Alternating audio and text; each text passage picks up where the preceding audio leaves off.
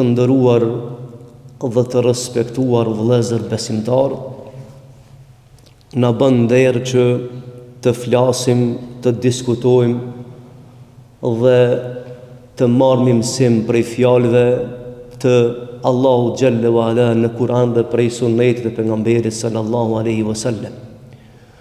Sepse Zoti i Madhërisht i ka dërguar pejgambert për t'ia treguar rrugën e drejtë njerëzimit, për t'ia mësuar të vërtetën, për t'i treguar se çish duhet me jetu njeriu në këtë botë të shkurtër, dhe cili është qëllimi i ardhës së njeriu në këtë botë dhe pse njeriu detyrohet që t'i përmbahet udhëzimit të Zotit të Madhërisht.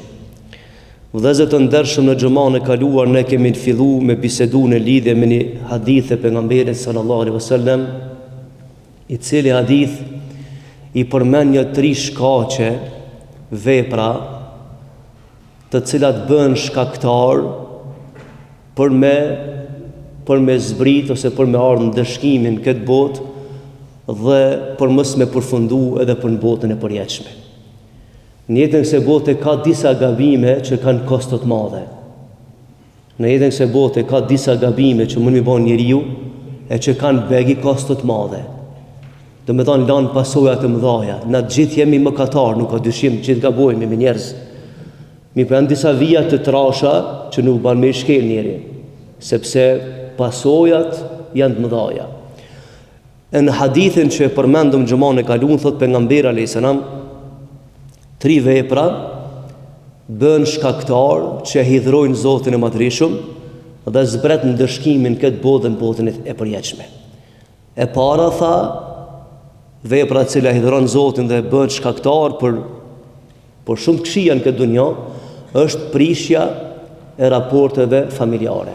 Është një smundje, një cilësi begje e keqe që mund me posedu ndoshta individi, familja kështu me radhë, dhe bëhet shkaktar dhe shkatron familje. Zoti i Madhërisht me urren këtë vepër shumë dhe ndëshkimi i Zotit të Madhërisht vjen nga mendja se merr në këtë botë, duke mos munguar dhe në botën e përjetshme. E dyta prej sjelljeve ose cilësive që e përshpejtojnë ndëshkimin është tradhtia, që do të flasim në xhumën e ardhshme. Është cilësi që urren Zoti i Madhërisht. Edhe është vepër që bëhet shkak dhe prish shumë balanca në jetën e kësaj bote. Dhe e treta, vëllezër, prej cilësive, prej veprave që e përshpejtojnë ndëshkimin këtë botë dhe shkatron gjithçka përreth, është gënjeshtra. Në këtë hadith janë përmend këto 3, ndërsa vëllezër të ndershëm, me një hadith tjetër të pejgamberit sallallahu alaihi wasallam, thot pejgamberi 3 çështje e përshpejtojnë ndëshkimin. Një prej tyre thot është padrejtësia. E dyta thot janë sjellja e keqe ndaj prindve. Edhe e treta shkputja e lidhjeve farefisnore. Do të mundona sot me mbyll këtë parën, sepse do të flasmi për tema tjera në xhumave tjera. Vëllezër të ndershëm, ka në këtë dunja disa çështje që janë emanet i madh, e që njeriu obligohet me rujt emanetin. Një prej tyre është familja, fisi dhe farefisi. Allahu xhalla wa ala na ka porositur në Kur'an që ne të kujdesemi dhe të ruajmë raportet. Nëse lexojmë Kur'anin, është interesant sa shumë i ka kushtuar rëndësi kësaj çështje. Pra në radhë parë familja shumë e rëndësi, dhe pastaj ajo që ka buron prej familjes. Gjaki, gjeneza, rrjedhja, zgjerimi i familjes. Dhe ne si muslimanë kemi për obligim që t'i ruajmë raportet familjare, të mos bëhemi shkaktar me i prish raportet familjare.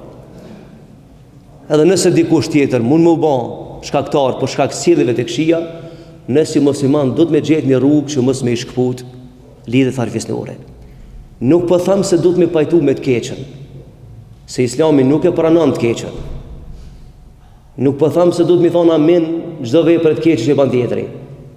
Jo, por të paktën me gjetë një rrugë, mos me shkatru fisin, farefisin, por me një farë forme me korrigju sjelljen e tjetrit, ose sjelljen tëm personale, në mënyrë që mos më ardh drejt shkatërimi i familjeve. Vëllezër të ndershëm, ne jemi një popull që shpesh po na bie me përsëritje fjalë. Ne gjatë historisë nuk kemi qenë shumë të fuqishëm ekonomikisht. Na as kemi pas ku me di çfarë forcë ekonomike ose akademike, po ashtu, ose në farë forcë ushtarake mi përballu dhunës ose mi përballu asimilimit dhe represionit. Por ne kemi pas një diçka që tjerë se kanë pas. Ne kemi pas familjen e shëndoshëm. Dhe nëse lexon në për histori të armiqve të popullit tonë, e gjen se pika më e fortë e jona si shqiptar ka qenë trungu familjar. Pika më e fortë që kemi pas përballë stuhive të jetës ka qenë trungu familjar. Që kemi rujt, e kemi kultivu, edhe kemi rujt me egoizëm. Dhe kjo na ka kthy në benefit në diçka shumë të madhe. Dhe e përjetuam edhe luftën, e fituam luftën kështu me radhë. Shkak trungu familjar. Por këtë arsye duhet mi rujt raportet familjare. Duhet me pas kujdes njeriu, sepse kjo është mëkat që kalon shtrinjet shpejt në rreth dhe krijon pasojat e mëdha në shoqëri. Nga se kështu jemi të dizajnuar si popull në kodeksi familjar të na shumë interesant. Vëllezër të ndershëm, po ju them diçka sepse do diskutojmë tema ndryshme, nëse na jep Zoti ymër. Kush e ka detyruar Zotin e Madhërisëm me fol për familjen? Ai është krijues. Ai krijon. Po pse i ka kushtuar rëndësi kësaj teme në Kur'an Zoti? Se ka dosh me bind njeriu që mos shkel, mos e prish këtë institucion, sepse kemi humbur rrugëve të jetës. Dhe kemi humbur edhe në të ardhmen ahiret. Mos prek aty ku nuk i ardhmëri. Dhe ka porosi ka thënë, o ju njerëz, adhuroni Zotin e Madhërisëm, silluni mirë me prind, dhe ka thonë pastaj mani lidhje të farefisnore. Ajet në Kur'an. O ju njerëz, zot Allahu xhallahu ala, wa'budullaha wa la tushriku bi shay'an. Adhuroni Allahun azza wa jall një, mos i bani shok, mos i bani rival, mos e shkput lidhjen me Zotin se s'ki ka e marr. Nuk ki ku me shku për tesit e Zotit e Madhërisëm. Kanë më të mashtruar ata që detyrojnë mu shkput e rrugë e Zotit. Kanë më të tratu keq. Sepse gabimin më të madh që ban njeri këtë dunja është me unë shmang për rrugës Allahu xhallahu ala. Dhe Allah vatoju njerëz, besoni Zotin, qëndroni besnik Zotit, dhe thot, silluni mirë me prindë ju. Dhe pasaj thot në bani lidhje farefisnore. Pra do më tregu se diçka shumë e rëndësishme. Po bëhet fjalë për diçka shumë të rëndësishme, që s'ja vlen për gjërat vogla se bote, me ardhur deri te shkatërimi i familjes e pastaj në vija të gjata mu shkatruhet dhe shoqëria. Vëllezër të ndershëm, familja fillon me u shkatru në martesë. Si dështon martesa, dështon familja. Nëse dështon familja, dështon kodi i fisit. Farefisi vjen të shkatru. Nëse shkatrohet lidhja e farefisit, shkatrohet shoqëria. Domthon zinxhir ma zinxhirit. Nëse do me shkatru një familje, prishe martesën. Nëse do me shkatru një fis, prishe një familje. E nëse do me shkatru një shoqëri, prisha fisin. Gjenën. Edhe mënyrë të gradualshme, por të sigurt, vjen deri te shkatrimi.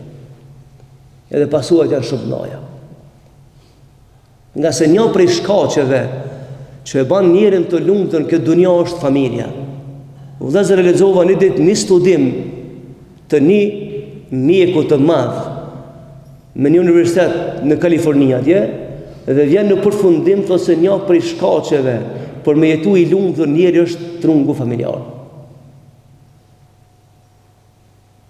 Po ja shkput e lidhe me trungun familjar, ai kur ma lumturin këtë dunja nuk e me përjetu. Dhe ku kemi fjallën këtu, pse ne po reagojmë kundër për shembull kodit civil, martesën mashkull me mashkull. Po nuk e pranojmë në musliman sepse është e damshme. S'ka logjik kjo punë. Qysh po don me jam shef fëmijës preardhjen? Kush ta dha drejt për shembull ty? Logjikisht, me jam shef fëmijës një drejt elementare. Ai mu rrit mos me ditë ka non ka pap qysh. Qysh është e mundshme kjo? Ka disa ligje që s'janë dorë njerit. Mund të shmend njeri, mund të tranu njeri, me provu me prunë dhe ligji. Pra ai që ka vendosur të baza më i fortë se njeriu, Allahu xhallahu ala. Ai s'ka leju me lujt me gjona tilla. Edhe s'lejon. Të gjithë argumentet shkojnë të aja se nuk ka ardhmëri pa familje. E çka po duana me bona? Me prek në familje? Me prek në temel të shoqërisë? E çish ka mu du kjo shqiptari mas 50 vjetë? Qysh? Qysh o? Qysh dhe mundshme kjo? Pra është e rrezikshme në vija gjata. Ne musliman për këtë arsye familja ka rëndësi të madhe vëllezër. Ka rëndësi të madhe dhe trungu familjar. Dhe ka shumë rëndësi të madhe fisi fare fisi. Për këtë arsye ka thonë pejgamberi sallallahu alaihi wasallam në një hadith shumë të ashpër, ka thonë nuk hin në xhennet ai i cili shkput lidhje familjare. Nuk hin në xhennet ai i cili ka shkput lidhje familjare. Ka shfort, ka shumë e ka shtrëngu këtë mesele. Sepse nuk lejon Allahu xhallahu ala që të prishën gjanat në këtë mënyrë, po ti shkon let me prish njerëzimin, i shprish moti. S'kish më ardhish në vitin 2021, se muna me thonë kështu sepse ka ma shumë vjeta njerëzore, vjetë. Po të kish mi bo gabime paranimi vjetës ose shmikon, si qeni njerëzore. Kish mi prish. Pra ne musliman dhe vëllezëri kemi do ligje që ne ka caktu Zoti madhreshëm. Këtu e kanë problem na kuptu tjertë. E pastaj na akuzojnë për radikalizëm, për ku e di çka. Na lidhe me këtë punë, s'kemi në veç po i kallëzojmë që këto janë ligje që na duam ta ruajmë familjen. Ne musliman nuk jemi të dhunë shumë.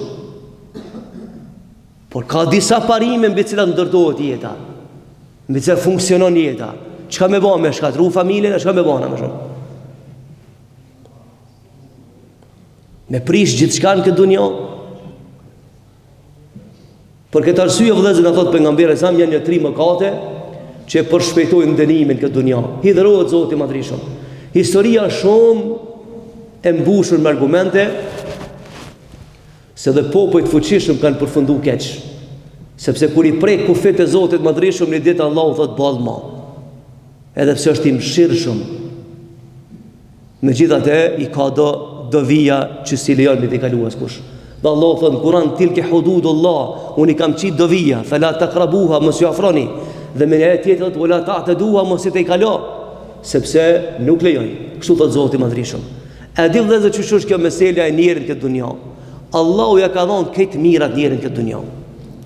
Ja ka kriju tokën, malet, yjet, pemë, gjithçka. Edhe ka thonë njeriu të bujë musafir tash këtë tokë. Po nëse njeriu provon me i prisht ligjin natyrës, në ditë për ditë Allahu azza wa jalla dhrohet thot ball më ke punë. E kur vjen hidhrimi i Allahut në tokë, vjen mënyra të ndryshme vëllezër. Një prej tyre e merr lumturinë për njerëzve.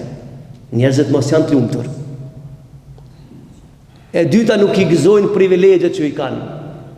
As po e shef sot kohën tonë bashkëkohore se sa njerëz janë të dëshpëruar me jetën. Janë të pasigurt e kështu me radhë. Për shkak se Zoti madhreshëm me një farë ka të rjek mëshirën, për shkak të gjunaheve që si pranon natyrshmëria e njeriu. Pra vëllezër të ndershëm, janë pra disa mëkate në këtë dunjë që kanë pasuar të mëdha. Të gjithë jemi mëkatar, të gjithë jemi gjunaqar. Vallahi të gjithë gabojmë. Nganjëherë pa qëllim, nganjëherë mi bën disa vija trasha që nuk bën me i shkel besimtari. Janë disa mëkate që nuk shkel në ta bërë muslimani. E ka begi vështirë me ardhe aty. sa i din pasojat. Dhe një prej tyre është prishja e raporteve familjare, prej gjunaheve të mëdhaja që konsiderohen në shariatin islam. Si shta pejgamberi sa, me një hadith tjetër, padrejtësia është mëkat i madh. Sjellja e keqe ndaj prindve është mëkat i madh, që është shkak për idhërimin e Zotit Madhreshëm, dhe thot prishja e lidhjeve farefisnore. Mesazhet e fundit që kanë ardhur për pejgamberin alayhis salam, edhe në haxhin lamtomirs, kanë qenë fjalët: o ju njerëz, adhuroni Zotin e Madhreshëm, mos i bëni shok Zotit, mos e nçoni rrugën e tij, kujdesuni për prindët e juve dhe kujdesuni për familjen e farefisën e juve. Këto kanë qenë mesazhet e fundit që janë përcjellë për pejgamberin sallallahu alaihi wasallam. Dhe ne si musliman, sepse kjo temë sociologjike shumë e thellë, po përcjellë mesazhet aq sa po mendoj që janë dobishme për shoqërinë. Dhe ne si musliman i kemi rujt bege mirë disa porositë Allahu xhallahu ala në tokë, edhe për këtë jemi krenar. I kemi rujt do parime që ne ka dhënë Allahu emanet. Ato parime i kanë pas pejgamberët një nga një. E pastaj i ka rikonfirmuar dhe njerë pejgamberi Muhammed sallallahu alaihi wasallam, dhe ne kemi trashëguar ato mësime dhe kemi marrë, i kemi ruajtur në mënyrën më të mirë të mundshme. Shifni, këtë jemi në xhami dhe zërtu, këtë nivi me zveti. Po çka nëse i prish me lidhjet farefisnore? Ne njihmi 4-5 gjenerata me zveti njihmi. Po çka nëse na hyn kjo farsmundje prishjes familjes në çef neve shqiptarëve, edhe prishmi kodeksin familjar. Qysh ka mu duk shoqëria mas 30 vjetë? Qysh? Me kalu për shembull me një rrugë edhe fëmia mos me njoft migjën, me kalu me një rrugë mos me njoft dajën, me kalu me një rrugë mos me njoft hallën. Qysh? Dhe mi thonë falë kush jeti. Ka popoj të tjerë që kanë këtë çështje. Se një vllavi motrën. Mos flasmi për ma gjatë. Edhe thot jam di krenar se mas 25 vjetë rastisht të takova vllavin.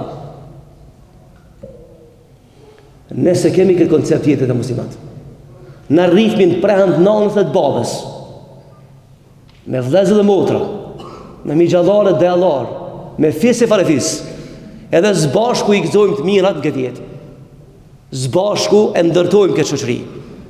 Bashk kena mi përjetu të mirat që na i sjell jeta, vendi ku kemi lind. Edhe me lejnë Allahut azza wa jall bashk dëshirojmë na me kanë nesër në xhennet, se s'përfundon kjo jetë në vdekje.